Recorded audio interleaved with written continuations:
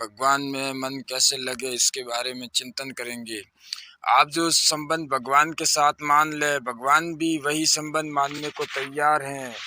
आपको आपको सरलता से जैसा भाव आवे वैसा ही भाव कर लो।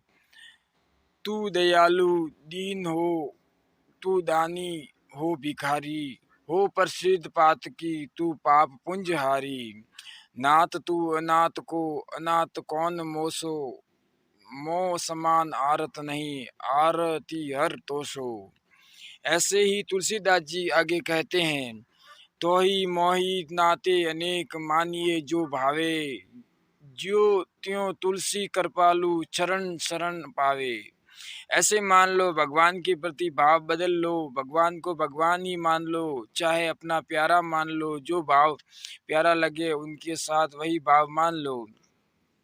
यहाँ कई वर्षों पहले व्याख्यान करते हुए मेरे एक भाई ने प्रश्न किया, मुझे तो माँ का नाम प्यारा लगता है।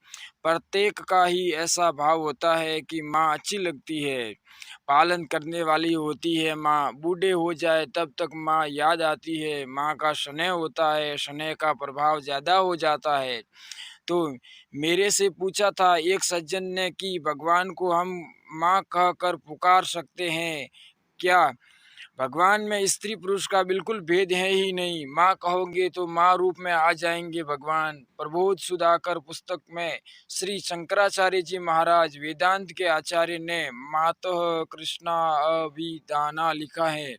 वे भी कृष्ण भगवान को माँ कहकर पुकारते हैं। माँ कहकर पुकारो, माँ नाम से यदि स्नेह जागृत होता हो, मन लगता हो तो भगवान को माँ कहो, पिता कहो, भाई कहो, जो नाम प्यारा लगे, जो संबंध प्यारा लगे। ऐसा नहीं मान सको तो राधा जी को माँ बना लो, नहीं तो कृष्ण माँ है मेरी, ऐसा मान लो। पहले आरंभ में ही संबंध जोड़ने में मन जगह जगह जाता है। उद्देश्य एक बना ले, लक्ष्य एक बना ले, बस फिर बाद में जगह जगह मन नहीं जाएगा, फिर एक में ही मन रहेगा। जैसे लड़का हो या लड़की, आप उसका संबंध करते हो, लड़के का संबंध करते हो तो अनेक लड़कियों की बातें क्यों तो छोरा सुनेगा। लड़के का संबंध करते हो तो अनेक लड़कियों की बातें करो तो सोरा सुनेगा। लड़की का संबंध आप करते हो, अपनी स्त्री से बातें करते हो कि देखो वहाँ ऐसा लड़का है, इतना पढ़ा लिखा है, इस प्रकार की बातें करोगे तो लड़की सुनेगी। ऐसी बातें लड़की कब तक सुनती है? जब तक उसका संबंध पक्का नहीं हो जाता। आप संबंध पक्का कर दे, अमुक के साथ बात पक्की हुई, उसके बाद संबंध पक्का होने के बाद चोरी केवल उसकी बात सुनेगी, दूसरे की बात इस प्रकार से नहीं सुनेगी। सुनेगी तो परवाह नहीं करेगी। ऐसे ही लड़के का यदि किसी के साथ संबंध पक्का हो जाए तो लड़का संबंध वाली उस लड़की की ही बात सुनेगा कि कैसी योग्यता है, कैसी बात है। लड़की भी छिप छिप कर सुनती है, यह क्या है, संबंध हो गया न, अब संबंध न होता तो इस प्रकार नहीं सुनती।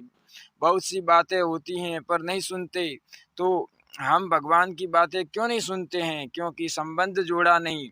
जब संबंध भगवान के साथ जोड़ लेंगे तो उनकी बातें ही सुनेंगे। बाद में तरह तरह की बातें कौन सुनेगा बताओ? सुने तो असर नहीं होगा। उसी रीति से दूसरी बातें नहीं सुनते, जिस रीति से लड़की दूसरे लड़कों की बातें नहीं सुनती। केवल संबंध वाले लड़के की बात सुनती हैं। देखा नहीं, पहले सुना नहीं, बस माँ बाप ने संबंध कर दिया कि हमने अमुक को लड़की दी। इसी प्रकार भगवान से संबंध जोड़ लेना है। हमें तो भगवत प्राप्ति करना है, फिर भगवान की बात अच्छी लगेगी, स्वतः ही स्वाभाविक ही। फिर मन और कहीं क्यों जाएगा, कहाँ जाएगा? हमें मतलब ही नहीं है दूसरे भाई से।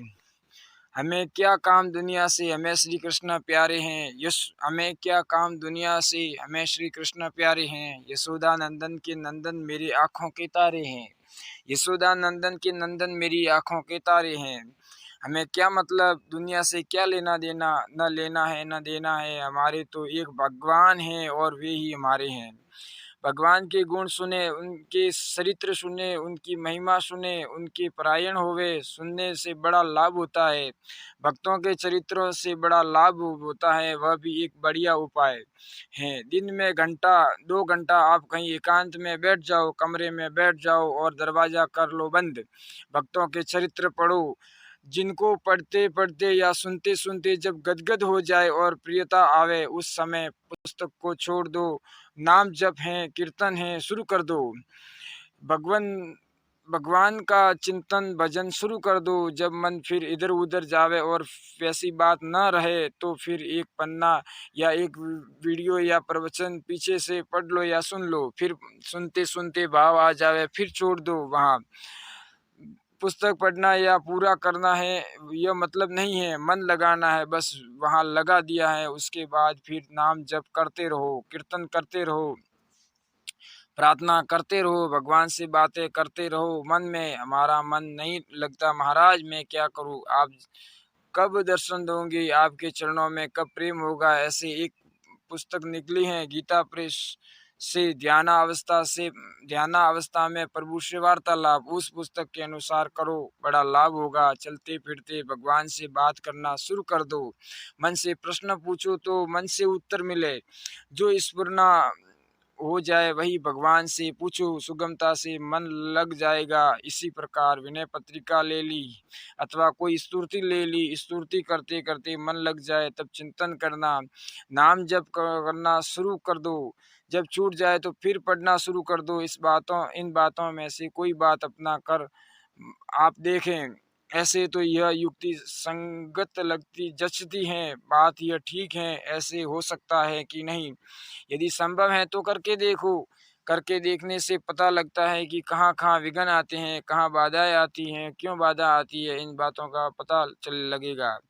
यदि मन अधिक चंचल हो तो जप करते रहें, थोड़ी थोड़ी देर बाद भगवान से कहता रहे कि आपके चरणों में मन नहीं लगता, हे भगवान मन नहीं लगता, नमस्कार करे, कहता रहे। यह बड़ी सरल बात है। नाम जप करता रहे, आधा मिनट हुआ, 1 मिनट हुआ, फिर वह कह दिया महाराज मन नहीं लगता, कहना प्रार्थना हो गई, भगवान की याद आ गई, नाम जप हो रहा है, 5-7 दफे माला में कह देवे महाराज मन नहीं लगता, हे नाथ मैं भूल जाता हूँ, हे नाथ मन नहीं लगता, नमस्कार करते रहो, कहते रहो।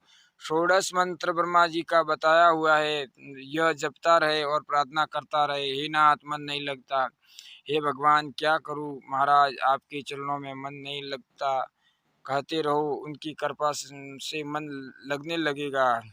श्री राम जय जय राम, श्यावर रामचंद्र भगवान की जय, पवन सुत हनुमान की जय, शिव शंकर भोलेनाथ की जय। अगर भक्तों आपको ये वीडियो पसंद आए तो इस चैनल को सब्सक्राइब करना, लाइक करना और आगे से आगे शेयर करना। जय श्री राम, राधे।